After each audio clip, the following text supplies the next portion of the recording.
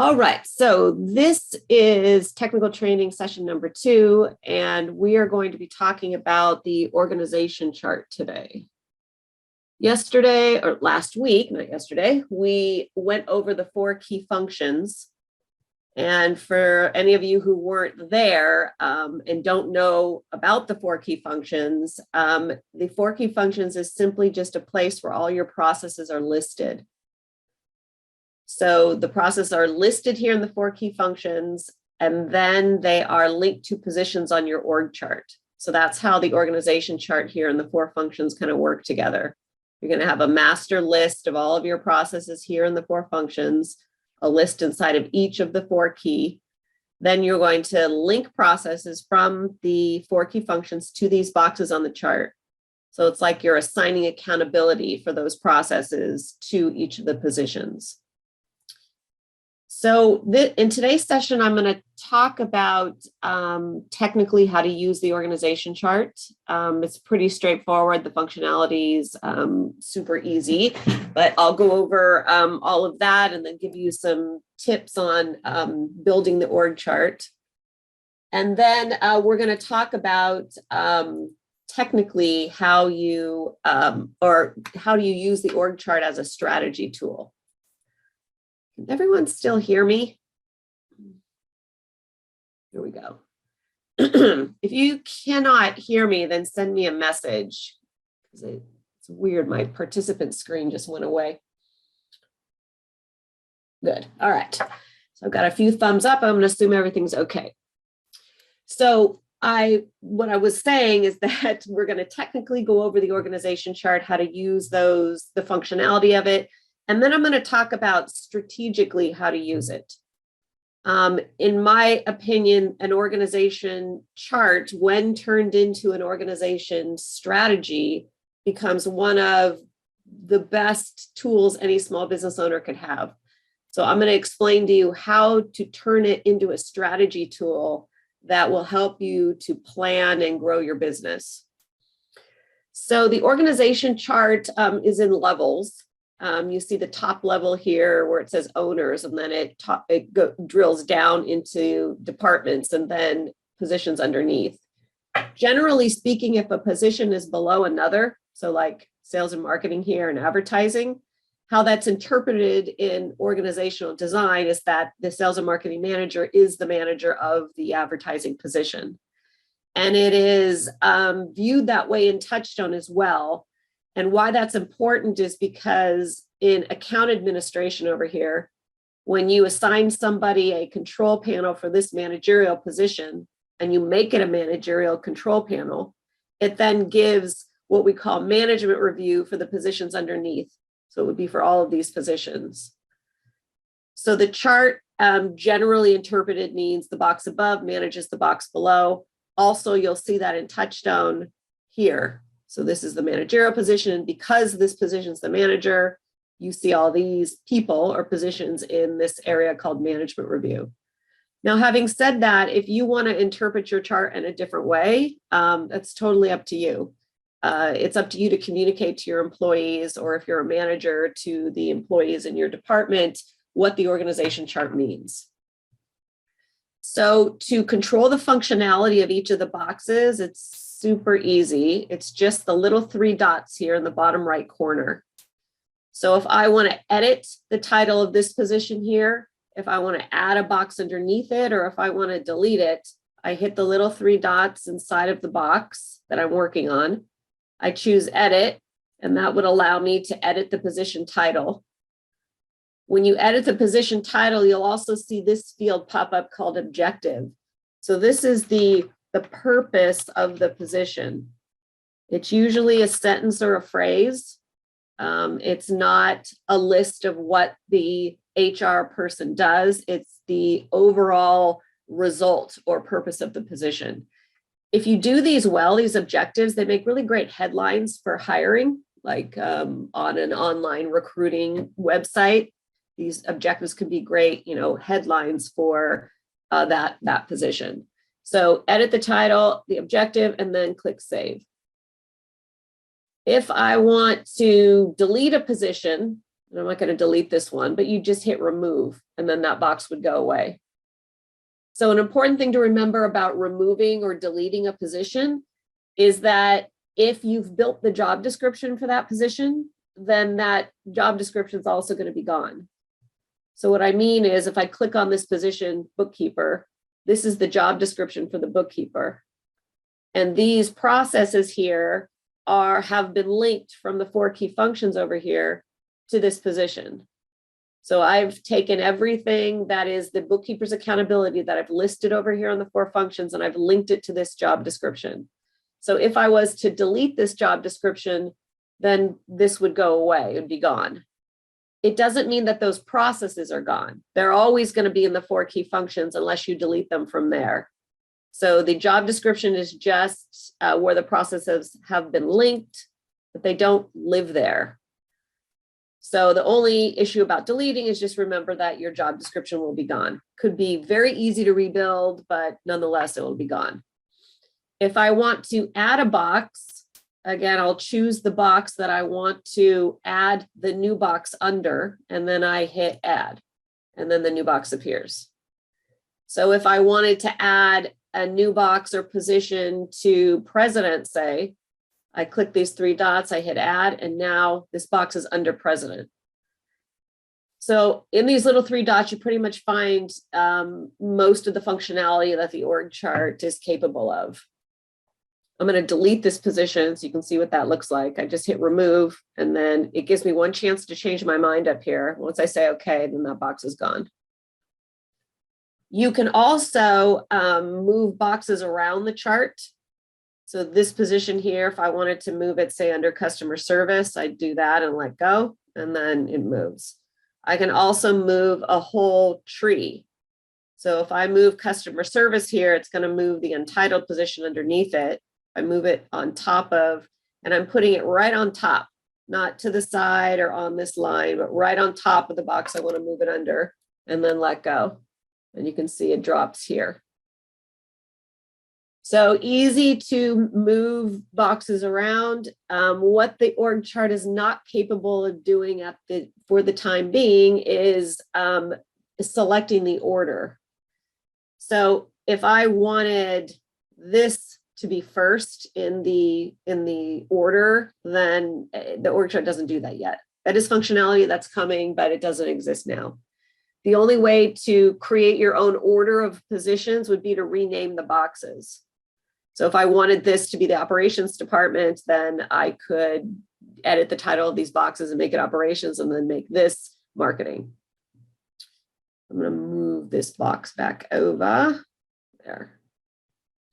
You can also shrink and expand the chart just by, I'm rolling my mouse in and out like this to move it up and down. On a iPad that's got like a little finger control, it gets a little crazy. If you're touching it, it's going to start going back and forth and back and forth. So it's much easier to control if you have a mouse. You can also do like Shift or Control Plus. Now that's making it bigger too. That's just a browser functionality, or Control minus. That's a more controlled way to move it in and out. I can also drag it left and right to move the chart. You can see if I pull it all the way this way, it's going to plop back into the view screen. So if you have a chart that's twice as wide as this one, and you pull it to the left or to the right, it's going to pull back to the edge of the chart. And then to center it, I'll just center it this way. And you can grab anywhere on the screen and it'll move around. This icon right here is for searching. For those of you who have large charts, you can search a position, and then it'll highlight that position. It'll move the chart, and then you see it blips there to show you the position. With most organization charts, it's small enough you can scroll back and forth, but if you want to search, that's how you do it. You can also collapse departments just by hitting this little negative sign here. So you can see now the sales and marketing department has shrunk. And if I do all of these, then now I'm looking at just this piece of my chart. And then I could just open up like one department, and now I'm just seeing this one. So this is a cool feature if you're doing a presentation, say, and you want to show the organization chart, but you want to focus like only on one department. It's also nice for printing. So printing is the next thing I'm going to discuss. The printing in any kind of web situation is complicated because, or problematic, just because of printers. So unless you're dealing with like a architect printer that prints off huge sheets of paper, it's very hard to make the chart fit if it's big on an 8.5 by 11 or even like a legal size paper, because you can shrink it. So I'm shrinking it down now, but eventually we're not going to be able to see the titles in these boxes. So the best solution for this is if you've got a chart that can be kind of cut in half, and you can print it on 2 sheets of paper and then tape it together. You can do that if you really, really need to have it printed. Or you could collapse the departments like I did before. So something like this, and then you can print just this view, and then you can close that one down and open this and then print this view. The easiest way to get the best printing quality is to make a screenshot of the chart. So I'm just going to open up a snipping tool right here. So what I mean is I would take a screenshot of this like this. And so now I've got this picture, and then I can go file print from here. So if you've got a chart that is several pages long, you could take multiple screenshots if you wanted to. And then, like I was saying before, print the paper. Print the paper and then tape it together, or shrink down the departments like this, go to and take a screenshot of just this, say. So we're on the sales and marketing department, so you could go, you know, just like that and take a picture of that. So those are some ideas.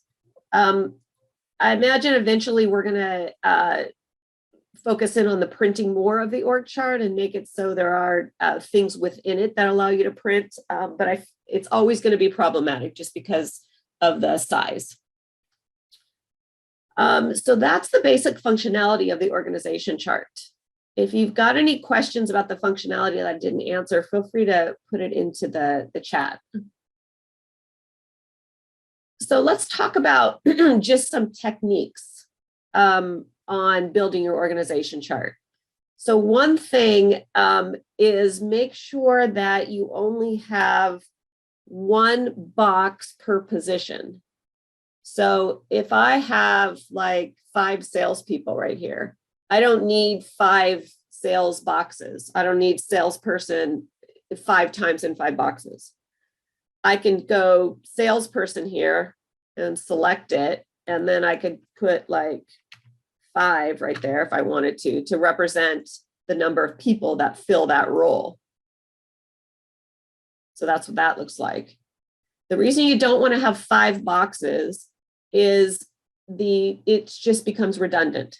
So if I have 5 people filling this role doing all the same work, I would have to not only make 5 boxes, but I'd have to link all these processes 5 times to 5 different positions.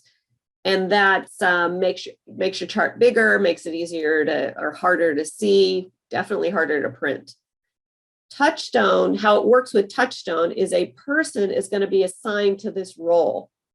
So you create users over here in account administration, and then you assign them to their roles on the org chart. So I could have 5 salespeople, and in account administration, I assign them all to this role.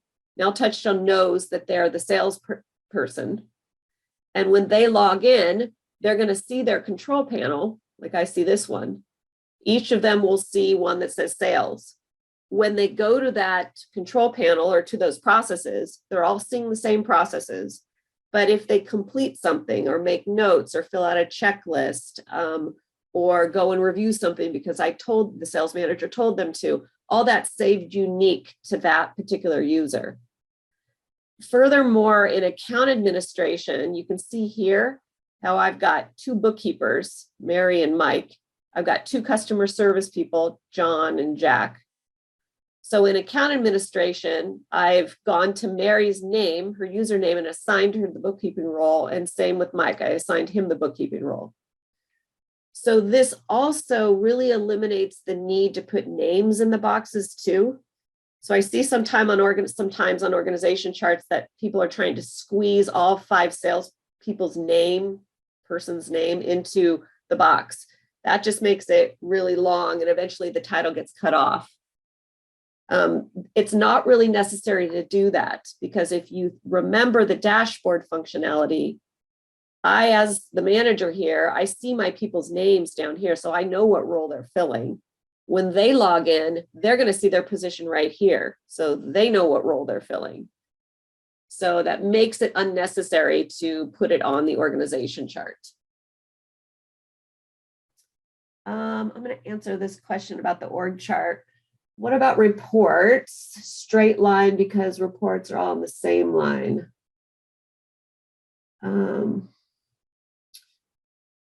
What about reports? So I think, correct me if I'm not understanding this. So the lines here represent the reporting positions. So this is the managerial position. These gray lines coming down represent the subordinate positions, or the positions I manage. This subordinate line here, typically, like I said at the beginning, represents a subordinate position as well. So the salesperson here manages the sales assistant, or the marketing coordinator manages the marketing assistant. We don't have like a dashed line, which means it's like a floating position, typically on an organization chart, like coming off the side, maybe. I've seen that I've seen other examples of that, but there's not like a real compelling reason to keep it here on the organization chart that way. But I don't know if that's your question or not.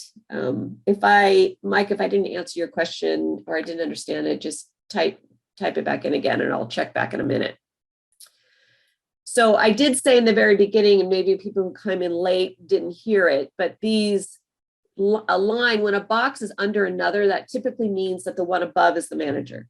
And this is how TouchStone operates as well, because if I have a control panel, I've been assigned this role, it's giving me management review for all the positions underneath. Okay, so you're saying, for example, what happens if the sales assistant and the advertising person report to salespeople? So like this. So this would represent a salesperson or salespeople, and then a sales assistant and an advertising position reports underneath. Now, if in your situation, maybe you have different types of salespeople. So let's say you have, I'm just going to drag this box over here to represent it. So let's say you have like an inside sales, which is here, and outside sales, but with the inside sales positions, the sales assistants always report to them. Well, even though they may do similar work, you may, in that case, may want to have 2 boxes, because the title of the position is different and the reporting positions are different. So if you do have situations like that, then two boxes for the same position, might be necessary. And if you're ever struggling with this and wondering, how to design it, always give us a call or send me an email, and we can give you advice. So I'm going to talk about what to be thinking about when you're building your organization chart. And we're going to go through every department, and I'm going to give some pointers on how to construct different departments, what to consider, and what strategies to implement. First thing, before you even start with your organization chart, you really want to have an idea of what your goals are. The organization chart, the first technique in turning it into a strategy tool, making it an organizational strategy, is to have it be built for the future. So have it be a picture of where you're going, not where you are now, but where you're going. So have a sales goal in mind, somewhere between 2 and 3 years. I think anything beyond 3 years is a little hard to plan for. And it also makes it a little more complicated in TouchStone, because if you're planning for positions that are 4 or 5 years out, you're going to have more on your chart. It's going to just be more. And process documentation is complicated enough, so less is better. So think about 2-3 years out, have a sales goal in mind, like 10 million, whatever your goal is, and then build the chart as a picture of that business doing 10 million in sales. So that's the first technique. If you've done your strategic target or your vision for the year, like we talked about last week, you can pull that number right from that. Starting here at the top, this is, this box says, mine says owners. A lot of times it's called board of directors. So when you first got your TouchStone account, that was the name of this position, board of directors. This represents the owners. This represents you as the entrepreneur. This is you as the shareholder, the chairman of the board. And why this position itself and these titles are so important is because the mindset of you in that role is different than you in even the president's role, or especially down the president's line in any position down here, where you may still be required to do technical work. So keep this box. Sometimes people want to delete it because they think to themselves, well, I don't have a board of directors. Every business should have a board of directors, even if it's theoretical, because this is, again, you as the owner. And your objective as the owner, as the entrepreneur, is to maximize the value of the business. So you get dividends on your asset. That's your goal. It's not what you get paid or who's getting paid what or what the sales were today. All that managerial and technical work is important, but for you, this perspective is only, how do we maximize the value of the business? And there's work to be done around that. So keep this position. Below owner, board of director is some kind of leadership position, president, general manager, CEO, whatever you want to call it. This is the position who takes direction from the board. So takes the vision, the strategic tactics, the goals, and implements those goals throughout the rest of the company. Underneath president, there's typically 3 main departments, or results, really. There's sales and marketing, which is here. This is generating all of the leads and converting those leads. Then operations, service delivery, whatever your version of this is. This is the department that fulfills on the service or the product. Once something's sold, they deliver it.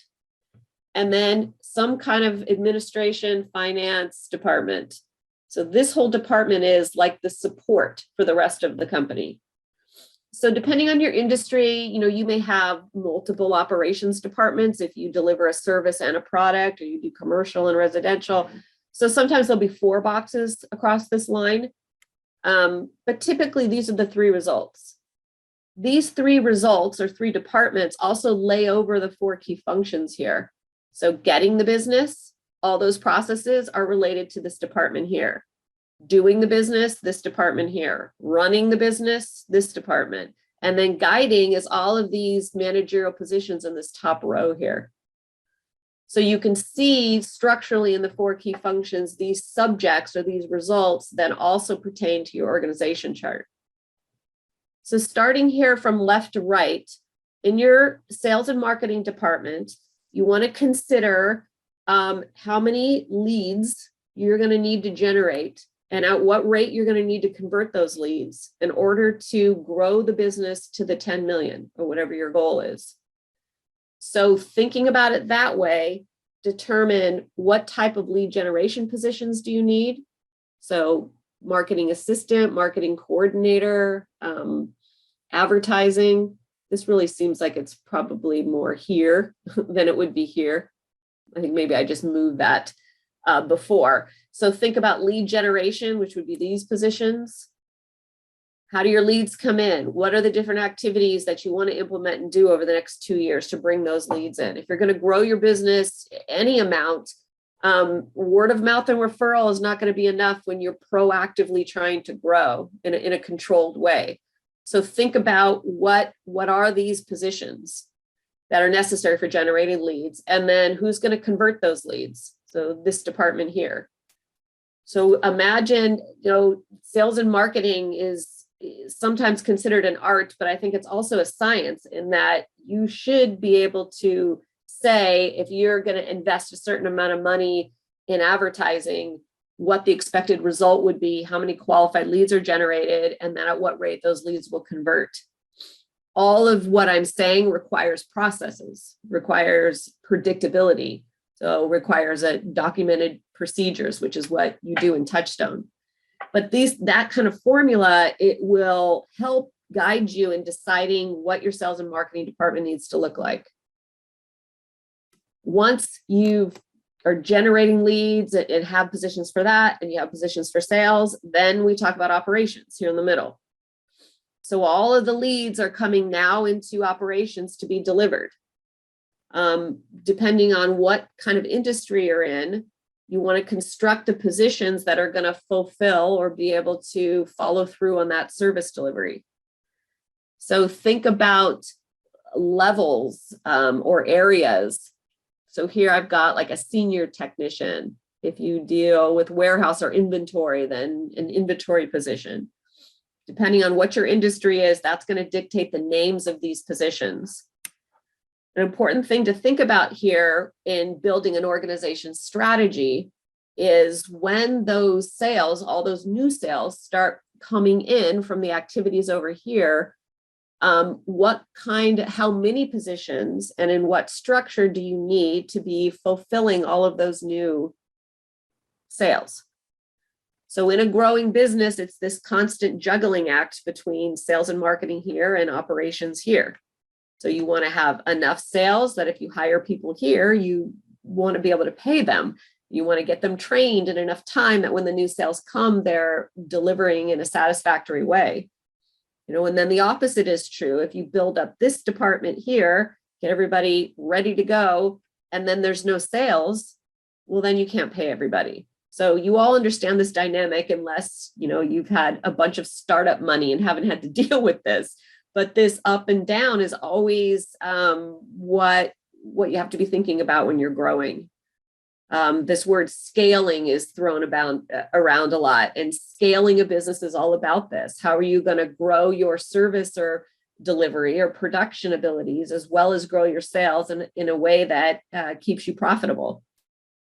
So an organization strategy really helps in this because you can see it from a position perspective. So I could literally, and I'm going to show you a tool towards the end today that we have in the library. I can add up the money that it's going to cost me to hire a lead warehouse, for example, and I can put it into a budget or a spreadsheet and see when I hire this person, as well as everyone else, what do sales need to be in order to cover that salary? Because that's always the question. When I hire someone, I need them now, but in 6 months, when things get slow again, what am I going to do then? Another technique in an operations department is building levels like you're seeing here. So I've got an apprentice here, a lead tech here, and a senior here. So what this represents is I'm hiring people here. And depending on your industry and the skill set required, this could be a very low, not low level, but low qualification position. So maybe easy to find is another way to say it. And then you train that person, and when they're ready, they move here. Then they learn all the processes and are trained in the processes on this job description, and then they move up here. So right here, you've got all the processes identified, and as an apprentice, they need to demonstrate that they can do all those processes on this job description. When they're ready, they move here, and then they move here. This is called training from within, or developing your employees from within. It costs time and money to take someone from here and move them to here. The better your processes are, the better your training is, the quicker it's going to go. But there's really no way around it. If you look at this and you're saying to yourself, oh man, that's so much time and money, and how can I ever do that? There's no good way around it. You won't be able to scale your business unless you have the capacity to do this. What generally small business owners think is they can just go hire this person right here all the time. I'm going to go find that senior tech and I'm going to fill them into this role and I'm going to grow my business and let's advertise for those people. Let's try to find those people. What that leaves you with are these questions like, or these issues like, I can't find someone like me, or no one can do it like this other guy, or there aren't good people out there, or the labor market is really horrible right now. So all of these yeah buts and issues come up when you're trying to look for this position right here. So think about this and use the organization chart to help you. What is your version of this? So you've got entry level here. They go to mid-level or lead, and then they go to senior. Add up the time. So how long would it take for you to move someone from here to here? And this could be done in other departments, like even sales. How long would it take to move someone from here to here? Think processes really help with this. So if I look at these processes for the apprentice technician, I would ask myself, how long would it take a competent person to learn these 5 things? How long to learn this? How long to learn this?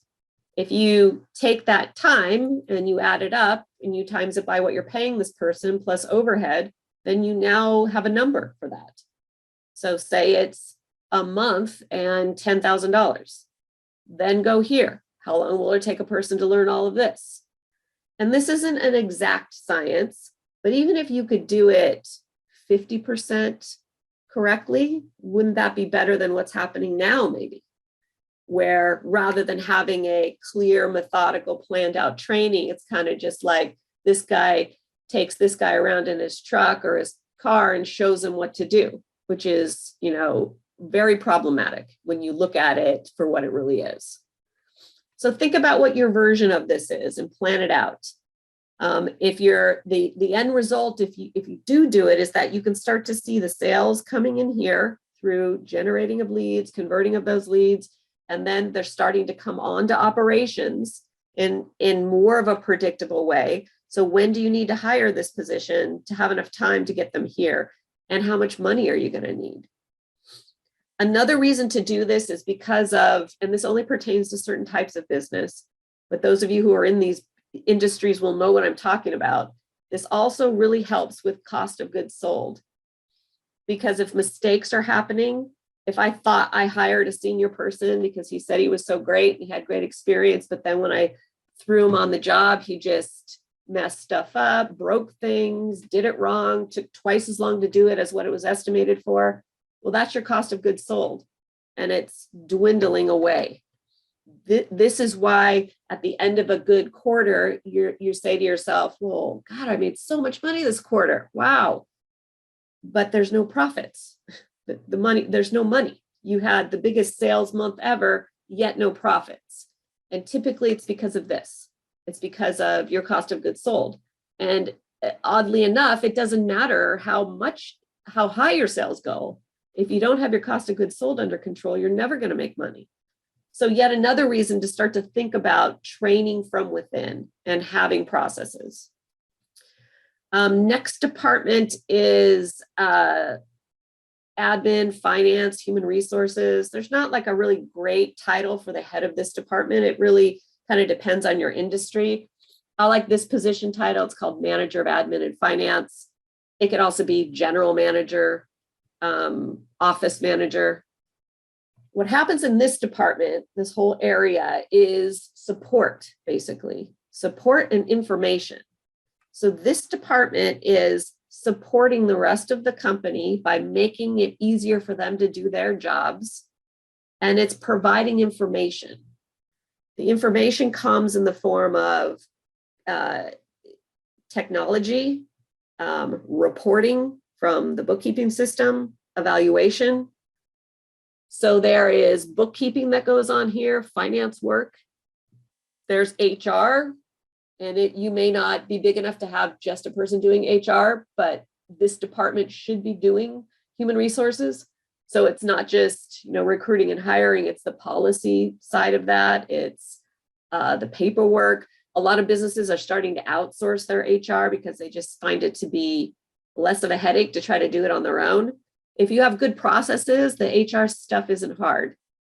The issue I see with a lot of the outsourcing is that sometimes you're not getting qualified candidates that are qualified for the position, your company, and the positions that you want to fill. So make sure that you're vetting your own recruits that come in. So you're interviewing, you're discussing those, you're having other higher level positions, meeting those people. The cost of a bad hire is so high. I mean, it's astronomical. I can't even remember. It's something like 100 times their salary or something. That's wrong, but there is some big statistic on the cost of a bad hire. So doing really good vetting of your employees, good recruiting and hiring is, mandatory. This scenario here also helps with that, because if I hire a new apprentice technician, I've taken them through my whole recruiting and hiring system. I hire them here, and I know that typically it would take a month for a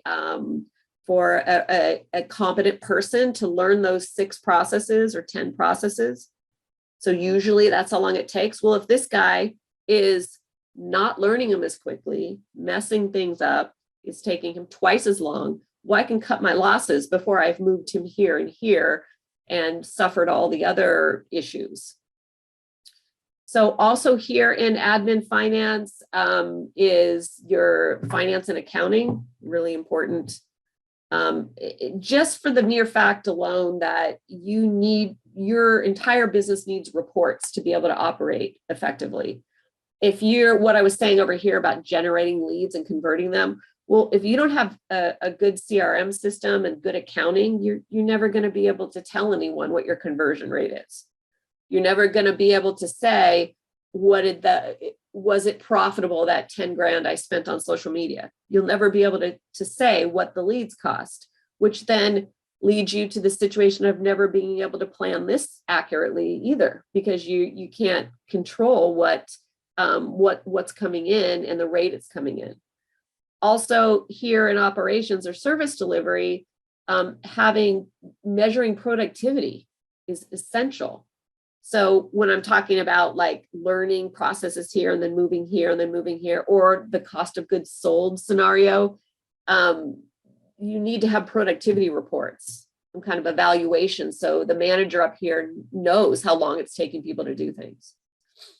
So to the degree that this department here is not functioning correctly is to the same degree that all these people over here aren't income generating.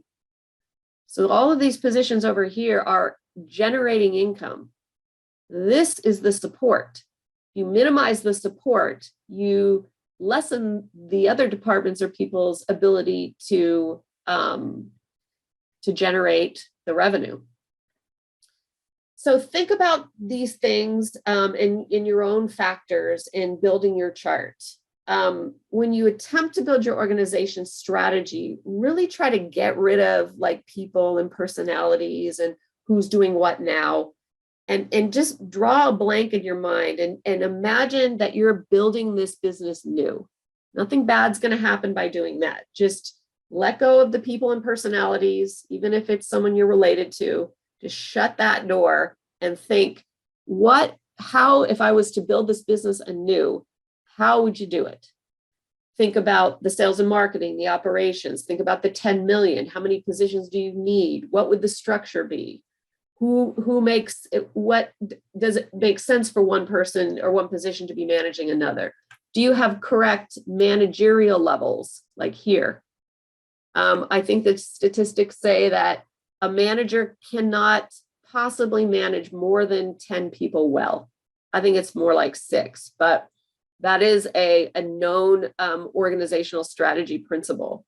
So if you have a operations manager here and that person is managing everyone in the whole department, it's like 20 people. There's no way that they can be effectively managed.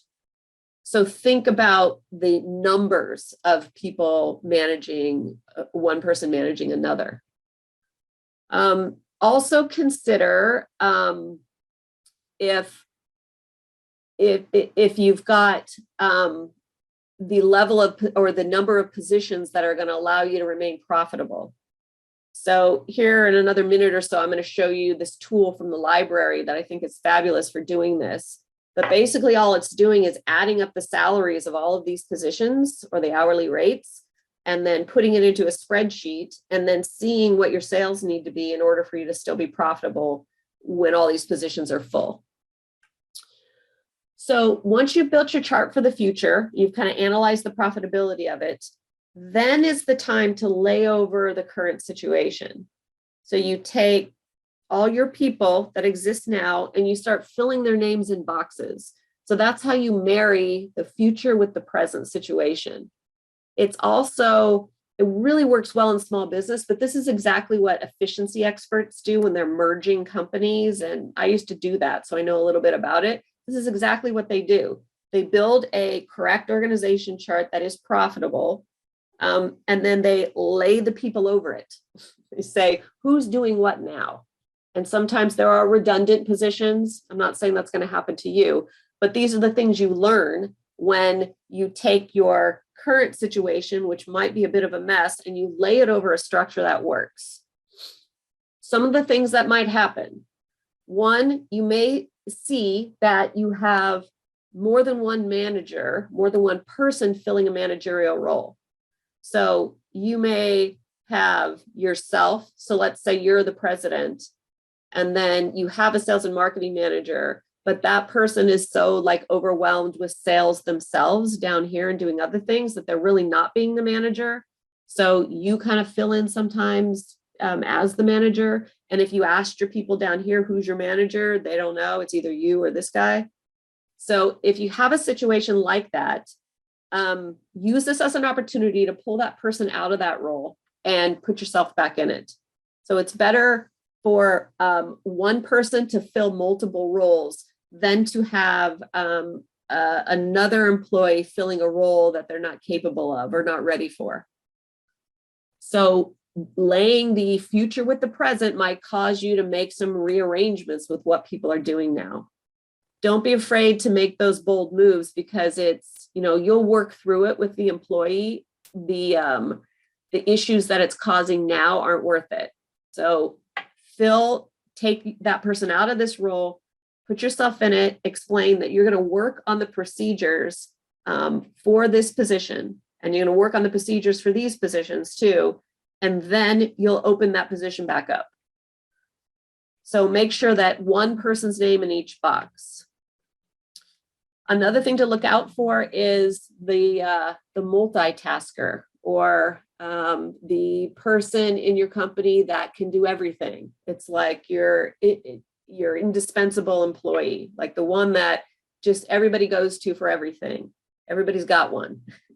And why that person is so indispensable is because you probably hired them to maybe be this position, but then they got called over from sales, so they're doing some of that, and then the warehouse needed them, so then they're doing some work here, and then they're also doing some customer support, and then they might even be managing some people when you don't have time.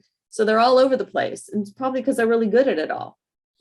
It's called a people-dependent situation, where the person is the role, not the person doesn't fill that role.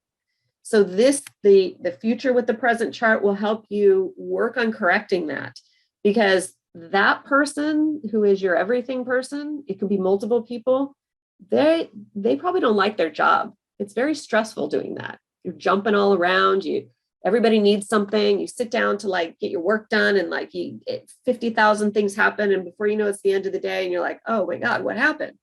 They're stressed out all the time. So this is like a new day for that kind of situation. So you take that person's name and you put them in the boxes for the work they're doing. So maybe here, and then this role, and then this role. So fill their names in the boxes for what they're truly doing. And then maybe for the first time, they're going to start to see all that they're accountable for, because it'll be enormous if they're filling like 4 boxes on your org chart. Then you can see it for what it is, and then slowly start to make a plan to get out of it. So if they are doing the bookkeeping and they're also the operations manager, or they're IT support and they're also a salesperson, Formulate a plan to document the processes for those roles and then hire someone else into that position. So TouchStone is great for that because even that person can help you document those processes. One thing you really want to try to tackle with marrying the future with the present is when people are spanning the organization chart. So what I mean is they're doing a little bit of work in sales and marketing, some work in operations, some work in admin finance. They're spanning the organization chart with the work that they do. It's very inefficient. The mindset that it takes to get these results is way different than what it takes to get these results. And if you've got a person jumping around from result to result, it's very, very, very inefficient. In my opinion, all they're doing is firefighting all day long and nothing productive is getting done. So use that maybe as an opportunity to readjust people's roles. So if you can put that person back just in this department and make sure that the work they were doing over here is going to get done by someone else. And oftentimes there are people there that could do it. It's just this person and you have said, oh no, you do it because you have confidence that they'll do it right. So delegate it to someone else, delegate that work to the people that it belongs to, and then hold them accountable for doing it. So that's my long-winded explanation of organization strategy. But you can hopefully see how if you turn your perspective about this and think about it as a tool to analyze, to strategize, to see accountabilities in a different way, to see managerial relationships in a different way, it can sometimes help you take a chaotic situation and make it more organized. None of this is 100%. None of this is going to work perfectly, but it's better to have some kind of way to approach it that you can count on, and then something to come back to and refer to. So there is a tool over here in the library, and it's in Guiding the Business. And then there's also one in Doing. So I'm going to show you both. One of the keys to a good organizational strategy, like we're talking about, is to make sure it's financially feasible, to make sure that it's profitable, that it is leading you to a place of profitability. A lot of small businesses become unprofitable because they're needing help and they just start hiring people and those people start working and it just becomes a cluttered mess. And before you know it, your payroll is sky high and the results aren't there. So along with the org chart, we're going to talk about budgeting and we're going to talk about compensation planning. So here in Guiding the Business, there is a tool called salary and hourly bonuses. It's kind of a mouthful, but it's basically salary raise and bonus policy. That's what it's called. And then here in Doing the Business, so library here in Doing the Business, Running the Business, admin finance is the budgeting process. So you go to the library here to pull the budgeting one down, and then you go to Guiding the Business to get the salary process. I'm going to go to the dashboard here and show you those two processes from my position here. So I'm going to select this position. So here's the salary and hourly raise and bonus policy. And then here's budgeting. So this process gives you some work plans here on what a raise policy is, what a bonus policy is. There's a step-by-step on using what we call the annual raise calculator, which is down here. And there's a work plan on estimating minimum and maximum wage and salaries. So what this is effectively doing, this process is helping you to take every box on the org chart and decide what the minimum and the maximum salary for that position is going to be. So every box in the org chart here, what would you hire that position in at, and what's the most you would pay them? There are these tools down here. There's one called the raise calculator and then the org chart salary evaluation tool. I've already got them open, so I'm going to click this one. So really simple. This is the org chart evaluation tool. You're going to take each position. So you can put like salesperson. So literally from your org chart, type in all the titles. How many positions do you have? Because maybe salespeople, you have 5 positions. So that's all that is. The salary cap is like, what's the most you would ever pay a salesperson? And this might be different in different situations where you've got, commissions. So you could add another row here or column, or you could estimate the commissions and their salary into one number. Here down below, you put in what your sales goal is for your chart. So put 10 million there. And then you start putting in the salaries. I'm going to do like 50,000 maybe. And then it calculates it for you. It's going to tell you what percentage all of your salaries are of the total amount of sales you want. But it's the first step in just identifying each box on the chart and what that position, what you're going to pay that position. When this number starts to go up, you can start to see how that's affecting your profits, or if it even works. Then there's this spreadsheet. So this is the raise and annual raise calculator, and the work plans in that process are going to give you more of a step-by-step for how to go through this. I'm just kind of brushing it over, but just know that in this process, there's work plans. So this would be the same positions here. You can just cut and paste them into here. The salary we put in the evaluation tool would go here because that's the high salary, the most you'd pay them. And then here's the low. So if you look at a position like lead, let's say lead tech, the lowest you could possibly pay that person is what you want to come up with. So let's say 50,000. Then what's the highest you would ever pay them? So we can't see into the future, but, and it says this in the work plan too, an employee's typical lifespan is somewhere around 7 years. So think to yourself, if this person worked for me, I hired him at 50, they worked with me for 7 years, what would be the most I would ever pay them? And let's say it's 70,000. Then what this gives you is the percentage increase per year up until 7 years. So I start at the low, 70 is the high. Each year, not the first year, but each year after, it gives you the percentage increase that you would give them for them to max out at the highest level you would pay them in 7 years. So why is all this important? It's important, number one, because it helps you to validate your organization chart. It helps you to take this future chart, put it into that spreadsheet, and see if it works. And then the second reason is, since you're doing that work, go the next step, which is going to help you understand the lifespan of an employee, where they start and what percentage increase they would get, and what's the most you would ever pay that role. It is great for companies who are in a bit of a mess with that, where maybe you hired this person and you just started giving them salaries or raise increases because you had a good year, and then you had another good year, and let's give them more money. And before you know it, like, they're making more than you are. And you can't take that money away. So you want to, if you plan this out, then that can be really helpful when you're scaling and growing. If you are in that situation and you have this tool that you've come up with, and you sit down with that in person and you explain it to them, how you can't afford to give them more.